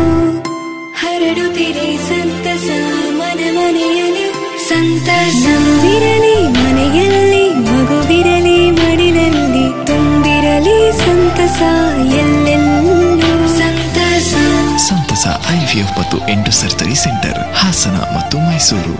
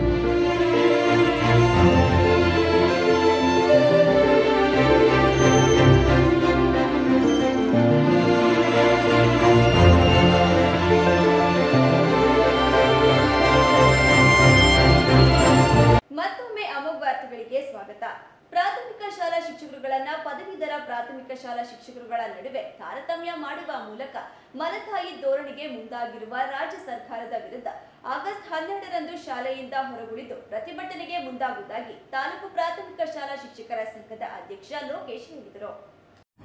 ಪತ್ರಿಕಾಗೋಷ್ಠಿಯನ್ನ ಉದ್ದೇಶಿಸಿ ಮಾತನಾಡಿದ ಅವರು, ರಾಜ್ಯದಲ್ಲಿ ಹಿರಿಯ ಪ್ರಾಥಮಿಕ ಶಾಲಾ ಶಿಕ್ಷಕರು 1,88,532 ಶಿಕ್ಷಕರು ಕರ್ತವ್ಯ ನಿರ್ವಹಿಸುತ್ತಿದ್ದು, ಇವರುಗಳಲ್ಲಿಯೂ ಪದವೀಧರರಾಗಿದ್ದರೂ ಮಾನ್ಯತೆ ನೀಡದೆ ರಾಜ್ಯ ಸರ್ಕಾರದ ಪತ್ರದ ಆದೇಶ ಅನ್ವಯ ಹಿರಿಯ ಶಿಕ್ಷಕರು 1ರಿಂದ 5ನೇ ತರಗತಿಯವರೆಗೆ ಮಾತ್ರ ಬೋಧಿಸುವಂತೆ 2017ರ ಈಚೆಗೆ ಆಯ್ಕೆಯಾಗಿರುವ ಪದವೀಧರ ಶಿಕ್ಷಕರು 6ರಿಂದ 8ನೇ ತರಗತಿಯವರೆಗೆ ಬೋಧಿಸಲು ರಾಜ್ಯ ಸರ್ಕಾರ ಆದೇಶಿಸಿರುವುದು ಖಂಡನೀಯ ವಿಷಯ. ಇದಲ್ಲದೆ ಹಿರಿಯ ಶಿಕ್ಷಕರಿಗೆ ಮುಂಬಡ್ತಿ ನೀಡಲು ಅನ್ಯಾಯ ಎಸಗುತ್ತಿದೆ. ರಾಜ್ಯ ಸರ್ಕಾರದ ಈ ನಿಲುವನ್ನ ಕೈಬಿಟ್ಟು ಪದವೀಧರರು ಹಾಗೂ ಹಿರಿಯ ಶಿಕ್ಷಕರ ನಡುವೆ ತಾರತಮ್ಯವನ್ನ ತರದೆ ಅವರ ಜ್ಯೇಷ್ಠತೆಯ ಆಧಾರದ ಮೇಲೆ ಸವಲತ್ತುಗಳನ್ನು ಒದಗಿಸಬೇಕೆಂದು ಹೇಳಿದರು. ನಂತರ 2000 ಪೂರ್ವದಲ್ಲಿ ಏನು ಅರ್ಹತೆಯನ್ನು ಹೊಂದಿದ್ದಾರೆ ಅವರಿಗೆ ಮುಖ್ಯ ಶಿಕ್ಷಕ ಹುದ್ದೆ ಮತ್ತೆ ಹಿರಿಯ ಮುಖ್ಯ ಶಿಕ್ಷಕ ಹುದ್ದೆಗೆ ಬಡ್ತಿಯನ್ನ ಅರ್ಹತೆ ಮೇಲೆ ಬಡ್ತಿಯನ್ನು ನೀಡಿ ಅನ್ನೋದೊಂದು. ಮತ್ತು ಪ್ರಾಥಮಿಕ ಶಾಲಾ ಶಿಕ್ಷಕರಲ್ಲಿ B.Ed ಮತ್ತು ಪದವಿಯನ್ನು ಮಾಡಿದ್ದಾರೆ. B.Ed ಮಾಡಿದ್ದಾರೆ, ಪದವಿಯನ್ನು ಮಾಡಿದ್ದಾರೆ. ಅದರ 2017ರ ಹಿಂದೆ ಏನು ಅವರು B.Ed ಮತ್ತು ಪದವಿಯನ್ನು ಮಾಡಿದ್ದಾರೆ ಅವರಿಗೆ ಗ್ರೇಡ್ 2 ಹೈಸ್ಕೂಲ್ಗೆ ನಿಯಮಾನುಸಾರ ಬಡ್ತಿಯನ್ನು ನೀಡ್ತಾ ಇದ್ರು. ಈ ನಿಯಮ ಏನು 2017ರ ಒಂದು C&R ಬಂತು, ಅದ ನಂತರ 6-7 ವರ್ಷಗಳಿಂದ ಇಲ್ಲಿವರೆಗೂ ಸಹ ಆ ಒಂದು ಬಡ್ತಿ ನೀಡ್ತಾ ಇಲ್ಲ. ನಂತರ ಅದರಿಂದ ಶಿಕ್ಷಕರಿಗೆ ಅನ್ಯಾಯ ಆಗಿದೆ. ಏನು GPT ಶಿಕ್ಷಕರನ್ನು ತಗೊಳ್ತಾ ಇದ್ದಾರೆ ಅಷ್ಟೇ ಅರ್ಹತೆಯನ್ನು ಹೊಂದಿದ್ರು ಸಹ ಸರ್ವಿಸ್ 20-25 ವರ್ಷ ಸರ್ವಿಸ್ ಇದ್ರೂ ಸಹ ನಮ್ಮನ್ನು ಕಡೆಗಣಿಸ್ತಾ ಇದ್ದಾರೆ. ನಾವು GPT ವಿರೋಧಿ ಅಲ್ಲ, ನಮ್ಮನ್ನು ಪರಿಗಣಿಸಿ GPT ಏನು ಅರ್ಹತೆ ಮೇಲೆ ತಗೊಳ್ತಾ ಇದ್ರಿ, ಏನು 20,000 ಶಿಕ್ಷಕರನ್ನ ನೀವು ನೇಮಕಾತಿ ಮಾಡಿದ್ರಿ, ಅದಕ್ಕೆ ನಾವು ವಿಲೀನಗೊಳಿಸಿ. ಆದರೆ ಸರ್ಕಾರ ಏನು ಮಾಡ್ತಿದೆ, ಇಷ್ಟು % ನಾವು ಮಾಡ್ಕೊಳ್ತೀವಿ ಅಂತೇಳಿ. ಆದರೆ ನಾವು ಏನು ನಮ್ಮ ಸೇವಾವಧಿಯನ್ನ ಅದನ್ನು ಸೇರಿಸಿ ನೀವು ಸೇವಾ ಅವಧಿಯನ್ನು ಪರಿಗಣಿಸಿ ಅನ್ನೋದು ನಮ್ಮ ಇದು ಗುರಿ, ನಮ್ಮ ಒಂದು ಮುಖ್ಯ ಉದ್ದೇಶ. ಹಾಗಾಗಿ ಅದೊಂದು. ಈಗ ನಾವು ಏನು 1,88,532 ಜನ ಈ ನಮ್ಮ ರಾಜ್ಯದಲ್ಲಿ ಶಿಕ್ಷಕರಿದ್ವಿ. ಅದರಲ್ಲಿ ಸುಮಾರು 80,000 ನಾವು ಪದವೀಧರರಿದ್ವಲ್ಲ, ಆ ಪದವೀಧರನ್ನ ಏನ್ ಮಾಡಿದ್ದಾರೆ ಅಂತಂದ್ರೆ ಈಗ ಡಿಪ್ರಮೋಟ್ ಮಾಡಿದ್ದಾರೆ. ಏಕೆಂತಂದ್ರೆ ನಾವು ಇಲ್ಲಿವರೆಗೂ 1 to 7th ವರೆಗೆ ನಾವು ಪಾಠ ಮಾಡ್ಕೊಂಡು ಬಂದಿದ್ದೀವಿ, ಈಗಲೂ ಮಾಡ್ತಾ ಇದ್ದೀವಿ. ಆದರೆ ನಾವೇನಾದರೂ ಏನು 2017ರಲ್ಲಿ ಒಂದು ನಿಯಮವನ್ನು ತಂದರು, ನಮ್ಮ ಡಿಪ್ರಮೋಟ್ ಮಾಡಿದ್ರು, ಅದು ಮಾಡಿದ್ದೆ ಆದರೆ 6ರಿಂದ 7 ದಿನ ಪಾಠ ಮಾಡೋವಾಗೇ ಇಲ್ಲ. ನಾವು ಪದವೀಧರರು 6ರಿಂದ 6 ಮತ್ತು 8ಕ್ಕೆ ಪಾಠ ಮಾಡೋವಾಗೇ ಇಲ್ಲ. ಅದನ್ನು ನಾವು ಮಾಡ್ಕೊಂಡು ಬಂದ್ವಿ. ಏಕೆಂದರೆ ಮಕ್ಕಳ ಹಿತದೃಷ್ಟಿಯಿಂದ ನಾವು ಪಾಠ ಮಾಡ್ಕೊಂಡು ಬಂದಿದ್ವಿ. ಸರ್ಕಾರನೇ ಈ ಆದೇಶ ಮಾಡಿದ್ರು. ನಾವು ಇಲ್ಲ, ಇವತ್ತು ಮಕ್ಕಳಿಗೆ ಅನ್ಯಾಯ ಆಗಬಾರ್ದು ಅಂತೇಳಿ ನಾವು ಅನೇಕ ಬಾರಿ ಸರ್ಕಾರಕ್ಕೆ ಮನವಿಯನ್ನು ಕೊಟ್ಟಿದ್ದೀವಿ.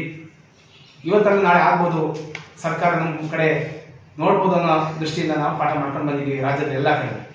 ಆದರೂ ಸಹ ಇಲ್ಲಿವರೆಗೂ ನಾವು ಅಲ್ಲಿ ಸರ್ಕಾರ ನಮ್ಮನ್ನು ಪರಿಗಣಿಸಿಲ್ಲ. ಮತ್ತು ಅದಲ್ಲದೆ ವರ್ಗಾವಣೆಯಲ್ಲೂ ಸಹ ಏನು 20,000 ಶಿಕ್ಷಕರನ್ನ GPT ಶಿಕ್ಷಕರನ್ನ ನೇಮಕಾತಿ ಮಾಡಿದ್ರು, ಅಷ್ಟೇ 20,000 GPT PhD ಶಿಕ್ಷಕರು ಹೆಚ್ಚುವರಿ ಆದರು. ಈ ವರ್ಗಾವಣೆಗೂ ನಮಗೆ ಅನ್ಯಾಯ ಆಗಿದೆ. ಏನು ಆ GPT ಶಿಕ್ಷಕರು ಬಂದಿದ್ರೆ ಅಲ್ಲಿ ನಮಗೆ ಆ ವರ್ಗಾವಣೆ ಹೋದಾಗ ಆ ಸ್ಥಾನವನ್ನು ತೋರಿಸ್ತಾ ಇಲ್ಲ. ಎಲ್ಲ GPT ಹುದ್ದೆಗಳನ್ನ 50,000 ರಿಕ್ರೂಟ್ಮೆಂಟ್ಗೆ GPT ಶಿಕ್ಷಕರನ್ನ ನೇಮಕಾತಿಗೆ ರಿಕ್ರೂಟ್ಮೆಂಟ್ ಮಾಡಿದ್ದಾರೆ. ಆ ಹುದ್ದೆಗಳನ್ನ ನಮ್ಮ PhD ಶಿಕ್ಷಕರು. ಈ ಸಂದರ್ಭದಲ್ಲಿ ತಾಲೂಕು ಪ್ರಾಥಮಿಕ ಶಾಲಾ ಶಿಕ್ಷಕರ ಸಂಘದ ಕಾರ್ಯದರ್ಶಿ ಮಲ್ಲಿಕಾರ್ಜುನ್, ಉಪಾಧ್ಯಕ್ಷರುಗಳಾದ ಸರಸ್ವತಿ, ಮಮತಾ, ಜಯಮ್ಮ ಹಾಗೂ ಸುಮಿತ್ರಾ ಉಪಸ್ಥಿತರಿದ್ದರು. ಸ್ಪರ್ಧಾತ್ಮಕ ಪರೀಕ್ಷೆಗಳಿಗೆ ಬೇಕಾದ ಅಗತ್ಯ ಮಾರ್ಗದರ್ಶನ ನೀಡುವ ಹಾಗೂ ಕಲಿಕೆಗೆ ಪೂರಕವಾದ ಸೌಲಭ್ಯಗಳು ಈ ಸಂಸ್ಥೆಯಲ್ಲಿ ಸಾಕಷ್ಟಿದ್ದು, ಯಾವುದೇ ಹಿಂಜರಿಕೆ ಇಲ್ಲದೆ ಕಲಿತಲ್ಲಿ ನೆಮ್ಮದಿಯ ಜೀವನ ನಿಮ್ಮದಾಗುತ್ತದೆ ಎಂದು ತಾಲೂಕು ಪತ್ರಕರ್ತರ ಸಂಘದ ಅಧ್ಯಕ್ಷ HP ಸುರೇಶ್ ಕುಮಾರ್ ಹೇಳಿದರು. ಸರ್ಕಾರಿ ಬಾಲಕಿಯರ ಪದವಿ ಪೂರ್ವ ಕಾಲೇಜಿನಲ್ಲಿ ಪ್ರಥಮ PU ವಿದ್ಯಾರ್ಥಿಗಳಿಗೆ ಸ್ವಾಗತ ಸಮಾರಂಭ, ಕ್ರೀಡೆ, ಸಾಂಸ್ಕೃತಿಕ ಹಾಗೂ ವಿವಿಧ ಘಟಕಗಳ ಉದ್ಘಾಟನೆ ಹಾಗೂ 2023-24 ಸಾಲಿನಲ್ಲಿ PU ಪರೀಕ್ಷೆಯಲ್ಲಿ ಹೆಚ್ಚು ಅಂಕ ಪಡೆದ ವಿದ್ಯಾರ್ಥಿಗಳ ಪ್ರತಿಭಾ ಪುರಸ್ಕಾರ ಸಮಾರಂಭದಲ್ಲಿ ಭಾಗವಹಿಸಿ ಮಾತನಾಡಿದ ಅವರು, ವಿದ್ಯಾರ್ಥಿನಿಯರು ನಕಾರಾತ್ಮಕವಾಗಿ ಯಾವುದೇ ವಿಷಯದಲ್ಲಿ ಚಿಂತಿಸಬಾರದು, ಯಾವಾಗಲೂ ಸದಾ ಸಕಾರಾತ್ಮಕವಾಗಿ ಯೋಚನೆ ಮಾಡುತ್ತಾ ಮುನ್ನಡೆಯುವ ಮನಸ್ಥಿತಿ ನಿರ್ಮಿಸಿಕೊಳ್ಳಬೇಕು ಎಂದು ಹೇಳಿದರು. ನಾವು ದೇವರು ಇಷ್ಟು ಪ್ರತಿ ಭೂಮಿ ಮೇಲೆ ಇರುವ ಪ್ರತಿಯೊಂದು ಪ್ರಾಣಿ ಪಕ್ಷಿ ಮನುಷ್ಯರು ಎಲ್ಲರನ್ನೂ ಕೂಡ ಕಾಪಾಡಬೇಕು. ಅದಕ್ಕೆ ದೇವರು ಏನ್ ಮಾಡ್ತಾ ಇರ್ತಾನೆ, ಎಲ್ರಿಗೂ ನಿಮ್ಗೇನ್ ಬೇಕು ನಿಮ್ಗೇನ್ ಬೇಕು ನಿಮ್ಗೇನ್ ಬೇಕು ಅಂತ ಕೇಳಿ ಕೇಳಿ ಕೇಳಿ ಕೊಡಕ್ಕೆ ಟೈಮ್ ಸಾಲಲ್ಲ ದೇವರಿಗೆ. ಅದಕ್ಕೆ ದೇವ್ರು ಏನ್ ಮಾಡ್ತಾನೆ, ಹಿಂಗ್ ಕೂತ್ಕೊಬಿಟ್ಟು ತತ್ತಾಸು ತತ್ತಾಸು ತತ್ತಾಸು ಅಂತಾನೇ ಇರ್ತಾನೆ ಕಂಟಿನ್ಯೂಸ್ ಆಗಿ. ಆ ತತ್ತಾಸು ಅಂದಾಗ ನೀವೇನ್ ಯೋಚನೆ ಮಾಡ್ತೀರಿ ಅದು ತತ್ತಾಸ್ತು. ನಮ್ಗೆ ಓದಕ್ಕೆ ಇಂಟ್ರೆಸ್ಟ್ ಇಲ್ಲ ತದ್ದಾಸ್ತು. ನಾನು ತುಂಬಾ ಚೆನ್ನಾಗಿ ಓದ್ತೀನಿ ತದ್ದಾಸ್ತು. ನಾನು ರ್ಯಾಂಕ್ ತಗೋತೀನಿ ತದ್ದಾಸ್ತು. ನಾನು ಫೇಲ್ ಆಗಿದ್ದೀನಿ ತದ್ದಾಸ್ತು. ಅದರಿಂದಾಗಿ ನಾನು ಹೇಳೋದೇನಂದ್ರೆ, ನೀವೇನ್ ಯೋಚನೆ ಮಾಡ್ತೀರ ಅದಾಗ್ತೀರ. ನಾನು ಬುದ್ಧಿವಂತೆ ಅನ್ಕೊಂಡ್ರೆ ಡೆಫಿನೆಟ್ಲಿ ನೀವು ಬುದ್ಧಿವಂತೆ. ನಾನು ಬ್ರಿಲಿಯಂಟ್ ಅನ್ಕೊಂಡ್ರೆ ಡೆಫಿನೆಟ್ಲಿ ನೀವು ಬ್ರಿಲಿಯಂಟ್. ನಾನು ಓದಿದ್ದೆಲ್ಲ ಡೈರೆಕ್ಟ್ ನನ್ನ ತಲೆಯಲ್ಲಿ ಉಳಿತದೆ ಅಂದ್ರೆ ಹಾಗೆ ಉಳಿತದೆ. ಫಸ್ಟ್ ಆ ಥರ ಅನ್ಕೊಳ್ಳೋದನ್ನ ಕಲಿಬೇಕು ನೀವು. ಈ ಸಂದರ್ಭದಲ್ಲಿ ಕಾಲೇಜು ಅಭಿವೃದ್ಧಿ ಸಮಿತಿಯ ಅಧ್ಯಕ್ಷ ಪುಟ್ಟ ಸೋಮಪ್ಪ, ಪ್ರಾಂಶುಪಾಲ ದೇವರಾಜೇಗೌಡ, ಉಪನ್ಯಾಸಕರಾದ ಗಿರೀಶ್, ರವಿ, ರಾಜಶೇಖರ್, ಸುದರ್ಶನ್, ನಟರಾಜ್, ವಾಣಿ, ಮಮತಾ, ಶ್ರೀ ಲಕ್ಷ್ಮಮ್ಮ, ರೇವತಿ, ತೇಜಸ್ವಿನಿ, ಪವಿತ್ರ, ನಿರ್ಮಲಾ, ಕಾಂತರಾಜು ಹಾಜರಿದ್ದರು. ಅಪರಿಚಿತ ವ್ಯಕ್ತಿ ಓರ್ವನನ್ನು ಕೊಲೆಗೈದು ಕೆರೆಗೆ ಎಸೆದು ಹೋಗಿರುವ ಪ್ರಕರಣ ಬೆಳಕಿಗೆ ಬಂದಿದೆ. ಅರಕಲಗೂಡು ತಾಲೂಕಿನ ಮೂಕಳಿ ಗ್ರಾಮದ ಕೆರೆಯಲ್ಲಿ ಘಟನೆ ನಡೆದಿದೆ. ಕೊಲೆಗೈದ ದುಷ್ಕರ್ಮಿಗಳ ಮೃತದೇಹದ ಕೈಕಾಲುಗಳನ್ನು ಕಬ್ಬಿಣ ವೈರ್ ಮತ್ತು ದಾರದಿಂದ ಬಿಗಿದು ಕಲ್ಲು ಕಟ್ಟಿ ಕೆರೆ ಎಸೆದು ಹೋಗಿರುವ ಶಂಕೆ ವ್ಯಕ್ತವಾಗಿದೆ. ಅರಕಲಗೂಡು ರಾಮನಾಥಪುರ ರಾಜ್ಯ ಹೆದ್ದಾರಿ ಮಾರ್ಗ ಮಧ್ಯೆ ಬರುವ ಮೊಕಲಿ ಗ್ರಾಮದ ಕೆರೆ ಕಳೆದ 4-5 ದಿನಗಳ ಹಿಂದೆ ಅಪರಿಚಿತರ ವ್ಯಕ್ತಿಯನ್ನ ದುಷ್ಕರ್ಮಿಗಳು ಹತ್ಯೆಗೈದು ಕುತ್ತಿಗೆ ಭಾಗಕ್ಕೆ ಕಪ್ಪು ದಾರದಿಂದ ಬಿಗಿದು ಕೈಕಾಲುಗಳನ್ನು ಬೈಂಡಿಂಗ್ ವೈರ್ಗಳಿಂದ ಕಟ್ಟಿ ಕೆರೆಗೆ ಎಸೆದು ಹೋಗಿ ಇರಬಹುದು ಎನ್ನಲಾಗಿದೆ. ಸ್ಥಳಕ್ಕೆ ಪೊಲೀಸ್ ಇನ್ಸ್ಪೆಕ್ಟರ್ ವಸಂತ್ ಹಾಗೂ ಸಬ್ ಇನ್ಸ್ಪೆಕ್ಟರ್ ಕಾಳಿಗೌಡ ನೇತೃತ್ವದ ತಂಡ ಅಪರಿಚಿತ ವ್ಯಕ್ತಿ ಮೃತದೇಹವನ್ನ ಕೆರೆಯಿಂದ ಹೊರತೆಗೆದು ಮೃತದೇಹವನ್ನ ಮರಣೋತ್ತರ ಪರೀಕ್ಷೆಗೆ ಹಾಸನ ಜಿಲ್ಲಾ ಆಸ್ಪತ್ರೆಗೆ ಕಳಿಸಲಾಗಿದೆ. ಟೈಲರ್ ವೃತ್ತಿ ಬಾಂಧವರ ಬೇಡಿಕೆ ಈಡೇರಿಕೆಗಾಗಿ ಹಲವು ಬಾರಿ ಹೋರಾಟ ನಡೆಸಲಾಗಿದ್ದು, ಇನ್ನು ಹೆಚ್ಚಿನ ಶಕ್ತಿ ಪ್ರದರ್ಶನಕ್ಕಾಗಿ ಸಂಘದಲ್ಲಿ ಸದಸ್ಯರ ಸಂಖ್ಯೆ ಹೆಚ್ಚಾಗಬೇಕಾಗಿದೆ ಎಂದು ಕರ್ನಾಟಕ ಸ್ಟೇಟ್ ಟೈಲರ್ ಅಸೋಸಿಯೇಷನ್ ಕ್ಷೇತ್ರ ಸಮಿತಿ ಅಧ್ಯಕ್ಷ ಎಚ್.ಎಸ್. ವೆಂಕಟೇಶ್ ತಿಳಿಸಿದರು. ಕರ್ನಾಟಕ ಸ್ಟೇಟ್ ಟೈಲರ್ ಅಸೋಸಿಯೇಷನ್ ವತಿಯಿಂದ ಏರ್ಪಡಿಸಲಾಗಿದ್ದ ಗೌರಿಕೊಪ್ಪಲು ಮತ್ತು ಕೆಆರ್ಪುರಂ ವಲಯ ಸಮಿತಿ ಉದ್ಘಾಟನೆಯನ್ನ ನೆರವೇರಿಸಿ ಮಾತನಾಡಿದ ಅವರು, ಪ್ರತಿನಿತ್ಯ ಕೆಲಸ ನಿರ್ವಹಿಸುವ ಟೈಲರ್ ರವರ ಬೇಡಿಕೆ ಈಡೇರಿಕೆಗೆ ಆಗ್ರಹಿಸಿ ಸರ್ಕಾರಕ್ಕೆ ಮನವಿ ಕೊಡುತ್ತಲೇ ಬರಲಾಗುತ್ತಿದ್ದು, ಟೈಲರ್ ಅಸೋಸಿಯೇಷನ್ ವತಿಯಿಂದ ಇದುವರೆಗೂ ಹಲವಾರು ಕಾರ್ಯಕ್ರಮವನ್ನು ಹಮ್ಮಿಕೊಳ್ಳಲಾಗಿದ್ದು, ಸಂಘದ ಸಭೆ ನಡೆಸಲು ಒಂದು ಕಚೇರಿ ಇರಲಿಲ್ಲ. ಈಗ ನಿಮ್ಮೆಲ್ಲರ ಸಹಕಾರದಲ್ಲಿ ಒಂದು ಬಾಡಿಗೆ ಕಟ್ಟಡದಲ್ಲಿ ಕಚೇರಿ ಮಾಡಲಾಗಿದೆ. ಈಗಾಗಲೇ 4 ಸಮಿತಿಯನ್ನ ಮಾಡಲಾಗಿದ್ದು, ಸರ್ಕಾರದಿಂದ ಏನೇನು ಸೌಲಭ್ಯ ಸಿಗಬಹುದು ಈ ಬಗ್ಗೆ ನಿರಂತರವಾಗಿ ಹೋರಾಟ ಮಾಡಿಕೊಂಡು ಬರಲಾಗಿದೆ. ಟೈಲರ್ ವೃತ್ತಿ ಬಾಂಧವರಿಗೆ ಉಚಿತ ಆರೋಗ್ಯ ಶಿಬಿರವನ್ನ ಮಾಡಿಕೊಂಡು ಬರಲಾಗಿದೆ. ನಮ್ಮ ನ್ಯಾಯಯುತ ಬೇಡಿಕೆಗಳನ್ನು ಮುಂದಿಟ್ಟುಕೊಂಡು ಬೆಂಗಳೂರು ಚಾಲೂ ಮಾಡಲಾಗಿದೆ. ಹಾಸನ ನಗರದಲ್ಲಿ 35 ವಾರ್ಡ್ಗಳಿದ್ದು, ಅಲ್ಲಲ್ಲಿ ವಾರ್ಡ್ಗಳನ್ನು ಮಾಡಿದರೆ ಸುತ್ತಮುತ್ತ ಟೈಲರ್ ಇರುವವರ ಬಗ್ಗೆ ಹೆಚ್ಚಿನ ಮಾಹಿತಿ ಸಿಗುತ್ತದೆ ಹಾಗೂ ಸದಸ್ಯತ್ವ ಕೊಡಲಾಗುವುದು. ಯಾವುದೇ ಹೋರಾಟ ಮಾಡಬೇಕಾದರೆ ಸಂಘದ ಒಗ್ಗಟ್ಟು ಇರಬೇಕು. ಮುಂದಿನ ದಿನಗಳಲ್ಲಿ ನಗರದಲ್ಲಿ ಒಂದು ವಲಯ ಸಮಿತಿ ಮಾಡಲಾಗುವುದು. ಟೈಲರ್ ಸಂಘದಲ್ಲಿ ಒಟ್ಟು 2400 ಜನ ಸದಸ್ಯರು ಇದ್ದು, ಕಳೆದ 2 ವರ್ಷದಲ್ಲಿ 400 ಜನ ಸದಸ್ಯರನ್ನ ಮಾಡಲಾಗಿದೆ ಎಂದು ಹೇಳಿದರು. ಹಲವಾರು ನಾವು ಅಧ್ಯಕ್ಷರಾಗಿ 2ನೇ ವರ್ಷದವರೆಗೆ ಸುಮಾರು 2 ಜನ ಎಮ್ಎಲ್ಎಗಳು, 3 ಜನ ಜಿಲ್ಲಾಧಿಕಾರಿಗಳು ಹಾಗೂ ಉಸ್ತುವಾರಿ ಸಚಿವರು ಹಾಗೂ ನಮ್ಮ ಯುಟಿ ಖಾದರ್ ಅವ್ರಿಗೂ ಸಹ ಮನವಿ ಪತ್ರಗಳನ್ನು ಕೊಡ್ತಾ ಹಲವಾರು ಕಾರ್ಯಕ್ರಮಗಳನ್ನ 2 ವರ್ಷದಲ್ಲಿ ನಿರಂತರವಾಗಿ ಸುಮಾರು ನನಗೆ ಗೊತ್ತಿರೋ ಹಾಗೆ 16-17 ಕಾರ್ಯಕ್ರಮಗಳನ್ನ ಮಾಡಿದ್ದೀವಿ ಕ್ಷೇತ್ರ ಸಮಿತಿ ವತಿಯಿಂದ. ಮೊದಲನೇದಾಗಿ ನಾವು ನಮ್ಮಲ್ಲಿ ಒಂದು ಕಚೇರಿ ಇರಲಿಲ್ಲ, ಕೂತ್ಕೊಂಡು ಎಲ್ಲಾದ್ರೂ ನೋಡಿ ಒಂದು ಪಾರ್ಕಲ್ಲಿ ಎಲ್ಲ ಮೀಟಿಂಗ್ ಮಾಡಬೇಕಿತ್ತು. ಹಾಗಾಗಿ ಒಂದು ಕಚೇರಿ ಓಪನ್ ಮಾಡಬೇಕು ಅಂತ ಒಂದು ಕಚೇರಿ ಮಾಡಿದ್ವಿ. ಆ ಕಚೇರಿ ಎಲ್ಲರೂ ಸಹಕಾರದಿಂದ ಕಚೇರಿ ನಮ್ಮಲ್ಲಿ ನಮ್ಮದೇ ಆದ ಸ್ಥಳದಲ್ಲಿ ಬಾಡಿಗೆ ಕಟ್ಟಡ ಆಧರಿಸಿ ಅದಕ್ಕೆ ಸುಮಾರು ದಾರಿಗಳು, ಚೇರ್ಗಳು ಕೊಡೋದಾಗಲಿ ಎಲ್ಲ ತರದ್ದು ದಾರಿಗಳು ಮಾಡಿದ್ದಾರೆ. ಒಂದು ಕಚೇರಿ ಉದ್ಘಾಟನೆ ಮಾಡಿದ್ದೀವಿ. ಹಾಗೂ ಸುಮಾರು 3-4 ವಲಯ ಸಮಿತಿಗಳನ್ನ ಮಾಡಿದ್ದೀವಿ. ಇನ್ನೂ 3-4 ವಲಯ ಸಮಿತಿಗಳ ರಚನೆ ಆಗಬೇಕು. ಆ 2 ವರ್ಷದಲ್ಲಿ ನಮಗೆ ಏನೇನು ಗೌರ್ಮೆಂಟ್ ಇಂದ ಬರುವಂತಹ ಸವಲತ್ತುಗಳಿರುವಂತಹ ಸರ್ಕಾರದಿಂದ ನಿರಂತರವಾಗಿ ಹೋರಾಟ ಮಾಡ್ಕೊಂಡಿದ್ದೀವಿ. ಉಚಿತ ಆರೋಗ್ಯ ಶಿಬಿರ ಮಾಡಿದ್ದೀವಿ. ಬೆಂಗಳೂರು ಚಲೋ ಕಾರ್ಯಕ್ರಮಗಳು ಈಗ ನಮ್ಮ ಗೌರಿಕೊಪ್ಪ ವಲಯ ಸಮಿತಿನ ನಮ್ಮ ಟೈಲರ್ಸ್ ವೃತ್ತಿ ಬಾಂಧವರು ಯಾಕಂದ್ರೆ ವಲಯ ಸಮಿತಿಗಳು ಮಾಡಬೇಕು, ಅಲ್ಲೇ ಅಧ್ಯಕ್ಷ ಪದಾಧಿಕಾರಿಗಳು ಯಾಕೆ ಮಾಡಬೇಕು ಅಂದ್ರೆ ನಾವು ಕ್ಷೇತ್ರ ಸಮಿತಿ ಜಿಲ್ಲಾ ಸಮಿತಿ ಮಾಡಿದಾಗ ಎಲ್ಲೋ ಒಂದ್ ಕಡೆ ಇರ್ತೀವಿ. ಆಯಾ ತಾಲೂಕಲ್ಲಿ ನಮ್ಮಲ್ಲಿ ನಗರಸಭೆಯಲ್ಲಿ ವಾರ್ಡ್ಗಳಿರ್ತಾವ, ಸುಮಾರು 34 ವಾರ್ಡ್ಗಳಿದ್ದಾವ. ನಂತರ ಅಲ್ಲಲ್ಲೇ ವಲಯ ಸಮಿತಿಗಳನ್ನ ಮಾಡಿದ್ರೆ ಹೆಚ್ಚಿನ ಮಾಹಿತಿಗಳು ಆ ವಲಯ ಸಮಿತಿಗಳಿಗೆ ಮಾಹಿತಿ ಸಿಗುತ್ತೆ. ಅಲ್ಲಿಯವರು ನಮ್ಮ ವೃತ್ತಿ ಬಾಂಧವರಿಗೆ ಅನುಕೂಲ ಆಗಲಿ, ಏನಾದರೂ ಸರ್ಕಾರದ ಸೌಲಭ್ಯಗಳು ಕೊಟ್ಟಾಗಲಿ, ನಮ್ಮ ಅಸೋಸಿಯೇಷನ್ ಇಂದ ಯಾವ್ದಾದ್ರು ನಾವೊಂದು ಕಾರ್ಯಕ್ರಮಗಳು ಮಾಡಿದಾಗಲಿ, ನಿರಂತರವಾಗಿ ಹತ್ತಿರದಲ್ಲಿದ್ದಾಗ ಸಾಧ್ಯದಷ್ಟು ನೋಡಿ ನಾವಲ್ಲಿ ಎಲ್ಲ ಒಂದ್ ಕಡೆ ಇರ್ತೀವಿ. ನಾವು ಕರೀಲಿಕ್ಕೆ ಆಗಲಿಲ್ಲ, ಅಲ್ಲಿ ಜನಗಳನ್ನ ಸೇರ್ಸಕ್ಕಾಗಲ್ಲ, ನಮ್ಮ ವೃತ್ತಿ ಬಾಂಧವ ಸೇರ್ಸಕ್ಕಾಗಲ್ಲ. ಮನೆ ಹತ್ತಿರ ಘಾಟಿಯಲ್ಲಿ ಒಂದು ಘಾಟೆ ಮಾಡ್ತೀವಿ. ಈ ಘಾಟಿಯಲ್ಲಿ ಜನ ಏನಾದ್ರು ಬೇಕು ಅಂದ್ರೆ ನಮ್ಮ ವೃತ್ತಿ ಬಾಂಧವರು ನಮ್ಮ ಮೂಲಕ ಬರ್ಬೋದು, ಸ್ಥಿತಿ ಕೊಡಬೇಕಾಗುತ್ತೆ. ಹಾಗಾಗಿ ಅಲ್ಲಲ್ಲೇ ವಲಯ ಸಮಿತಿಗಳನ್ನ ನಾವು ಸುಮಾರು 10 ವಲಯ ಸಮಿತಿಗಳನ್ನ ಮಾಡಿ ಸಂಘಟನೆಗೆ ಬಲಪಡಿಸಬೇಕು. ಒಂದೊಂದು ವಲಯ ಸಮಿತಿ ಕಮ್ಮಿ ಅಂದ್ರೆ ಮಿನಿಮಮ್ 30 ರಿಂದ 50 ಜನ ಒಂದೊಂದು ಅಲ್ಲಿದ್ರೆ ಒಂದು 10 ಜನ ಕಾರ್ಯಕರ್ತರುಗಳು ಸಿಗ್ತಾರೆ. ನಮ್ಮಲ್ಲಿ ಒಂದು 10 ವಲಯ ಸಮಿತಿಗಳಾದ್ರೆ ಒಂದು ವಲಯ ಸಮಿತಿ 50 ಜನ ಇದ್ರೆ 15, 50, 500 ಜನ ಆಗ್ತಾರೆ. 500 ಜನದಲ್ಲಿ ನಮ್ಮಲ್ಲಿ ಎಲ್ಲ ವೃತ್ತಿ ಬಂಧುಗಳ ಜೊತೆ ಸೇರ್ಕೊಂಡ್ರೆ ಮಿನಿಮಮ್ 1,000 ಜನ ಇರ್ತಾರೆ. ನಾವು ಯಾವ್ದಾದ್ರು ಸರ್ಕಾರದಿಂದ ಹೋರಾಟ ಮಾಡ್ಬೇಕು ಅಂದ್ರೆ ನಾವು 1,000 ಜನ ನಾವು ಹೋರಾಟ ಮಾಡಿದ್ರೆ ಬಂದ್ರೆ ಹೋರಾಟ ಮಾಡ್ಲಿಕ್ಕೆ ಅನುಕೂಲ ಆಗುತ್ತೆ. ನಮ್ಮ ಸಂಘಟನೆ ಬಲವಾಗಿರುತ್ತೆ ಅನ್ನೋ ಉದ್ದೇಶದಿಂದ ನಾವು ಆಯಾ ಅಲ್ಲಲ್ಲಿ ವಲಯ ಸಮಿತಿಗಳನ್ನ ರಚನೆ ಮಾಡಂತ ಮಾಡ್ತಿದ್ದೀವಿ. ಕಾರ್ಯಕ್ರಮದಲ್ಲಿ ಬಿಎಂ ನಾಗೇಂದ್ರ, ವೇಲಪುರಿ ಗೌಡ, ಮೋಹನ್, ಬಾಬು, ಯೂನಿಸ್ ಶರೀಫ್, ಬಿಕೆ ಬಾಲಕೃಷ್ಣ, ಮಂಜೇಗೌಡ, ವೀರ ರಾಘವನ್ ಉಪಸ್ಥಿತರಿದ್ದರು. ಬೇಲೂರಿನ ಹಿರಿಯ ಮತ್ತು ಕಿರಿಯ ಸಿವಿಲ್ ನ್ಯಾಯಾಲಯದ ಸಿಬ್ಬಂದಿಗಳು ಹಾಗೂ ವಕೀಲರ ಸಂಘದ ಅಭಿಯೋಜಕರ ಇಲಾಖೆಯ ನೌಕರರು ಹಾಗೂ ಪೊಲೀಸ್ ಇಲಾಖೆಯ ಸಂಯುಕ್ತ ಆಶ್ರಯದಲ್ಲಿ ಗ್ರಾಮೀಣ ಕ್ರೀಡಾಕೂಟಕ್ಕೆ ನ್ಯಾಯಾಧೀಶರಾದ ಎಂಎಸ್ ಶಶಿಕಲಾ ಚಾಲನೆ ನೀಡಿದರು. ಗ್ರಾಮೀಣ ಕ್ರೀಡಾಕೂಟಕ್ಕೆ ಚಾಲನೆ ನೀಡಿ ಮಾತನಾಡಿದ ಅವರು, ನ್ಯಾಯಾಲಯದಲ್ಲಿ ನೌಕರರು ಮತ್ತು ವಕೀಲರು ಒಂದೇ ಕುಟುಂಬದವರಂತೆ ಅನ್ಯೋನ್ಯತೆಯಿಂದ ಇರಬೇಕು ಹಾಗೂ ವಕೀಲರ ಹಾಗೂ ಸಿಬ್ಬಂದಿಗಳು ಒಟ್ಟಿಗೆ ಕ್ರೀಡೆಯಲ್ಲಿ ಭಾಗವಹಿಸುವುದರಿಂದ ಒಳ್ಳೆ ಬಾಂಧವ್ಯ ಮೂಡುತ್ತದೆ. ಕ್ರೀಡೆ ನಮ್ಮ ಕೆಲಸದ ಒತ್ತಡವನ್ನು ನಿವಾರಿಸುವ ಔಷಧಿಯಾಗಿದೆ ಎಂದು ಹೇಳಿದರು. ಸಿಬ್ಬಂದಿಗಳಾಗ್ಲಿ ವಕೀಲರಾಗ್ಲಿ ಒಂದು ಮನವಿಯಲ್ಲಿ ಭಾಗವಹಿಸಿ, ಪ್ರೈಸ್ ಗೆಲ್ಲೋದು ಮುಖ್ಯ ಅಲ್ಲ, ನಾವು ಪಾರ್ಟಿಸಿಪೇಟ್ ಮಾಡೋದು ಮುಖ್ಯ. ನಾನು ಯಾಕೆ ಎಲ್ಲರ ಜೊತೆನೂ ಮಾತಾಡಿ ಈ ಕ್ರೀಡಾಕೂಟ ಮಾಡೋಣ ಅನ್ಕೊಂಡಿದ್ರೆ ಅದು ಇದ್ದೇ ಇರುತ್ತೆ. ಅದ್ರ ಜೊತೆ ಸ್ವಲ್ಪ ನಮಗೆ ಮೈಂಡ್ ಡೈವರ್ಟ್ ಆಗಿ ಒಂದು ಮನರಂಜನೆನೂ ಸಹ ಬೇಕಾಗಿರುತ್ತೆ ಪ್ರತಿಯೊಂದು.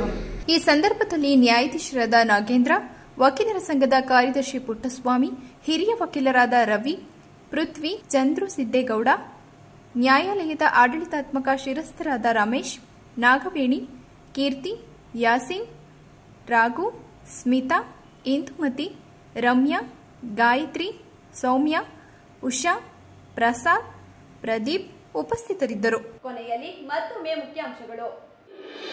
ಮುಖ್ಯಮಂತ್ರಿಗೆ ನೀಡಿರುವ ನೋಟಿಸ್ ವಾಪಸ್ ಪಡೆಯಲು ಆಗ್ರಹಿಸಿ ರಾಜ್ಯಪಾಲರ ವಿರುದ್ಧ ಕಾಂಗ್ರೆಸ್ ಬೃಹತ್ ಪ್ರತಿಭಟನೆ. ಬೆಳೆ ನಷ್ಟದ ಪರಿಹಾರಕ್ಕೆ ಆಗ್ರಹಿಸಿ ರಾಜ್ಯ ರೈತ ಸಂಘದಿಂದ ಪ್ರತಿಭಟನೆ. ಶೀಘ್ರವೇ ಒಳ ಮೀಸಲಾತಿ ಜಾರಿಗಾಗಿ ಜಿಲ್ಲಾಧಿಕಾರಿ ಮತ್ತು ಮುಖ್ಯಮಂತ್ರಿಗೆ ಮನವಿ ಮಾಡಲು ಮಾದಿಗ ದಂಡೋರ ಮೀಸಲಾತಿ ಸಮಿತಿ ಸಭೆಯಲ್ಲಿ ನಿರ್ಣಯ. ಮತ್ತು ಶಾಶ್ವತವಾಗಿ ಸೇತುವೆ ಹಾಗೂ ರಸ್ತೆ ಮಾಡಿಕೊಡುವಂತೆ ಗ್ರಾಮಸ್ಥರು ನೀರಿಗಿಳಿದು ಹಾರೋಹಳ್ಳಿ ಗ್ರಾಮದಲ್ಲಿ ಪ್ರತಿಭಟನೆ. ಮುಂದಿನ ವಾರ್ತಾ ಸಂಚಿಕೆಯೊಂದಿಗೆ ಮತ್ತೆ ಭೇಟಿಯಾಗೋಣ. ವಂದನೆಗಳು.